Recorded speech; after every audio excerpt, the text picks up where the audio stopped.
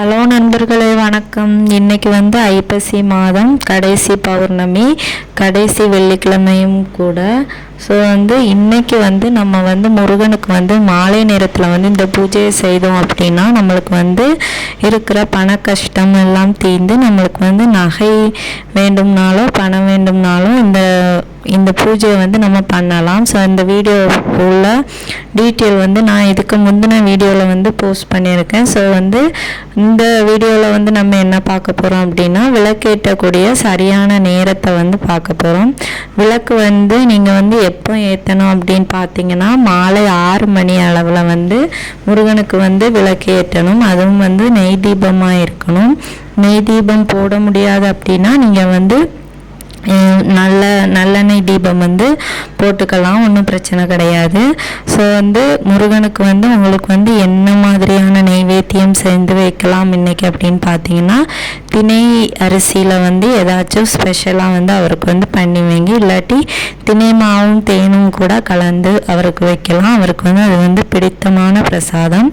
அதே மாதிரி இன்னைக்கு நீங்கள் அந்த பூஜையை பண்ணீங்க அப்படின்னா உங்களுக்கு இருக்கிற பண கஷ்டம், அப்புறம் மேலும் பணம் சேருவதற்கு, அப்புறம் உங்கள் தொழில் விரக்தி ஆகாமல் தொழில் மேம்பாடு அடைவதற்கு, அப்புறம் உங்களுக்கு குழந்தை பாக்கியம் இல்லாதவங்க எல்லாருமே இந்த வேண்டுதலை செய்யலாம். இன்னைக்கு பௌர்ணமினால அதுவும் ஒரு சிறப்பம்சமாக இன்னைக்கு இருக்குது. ஸோ முருகனுக்கு மறக்காமல் அந்த வேண்டுதலை நீங்கள் ட்ரை பண்ணி பாருங்கள்.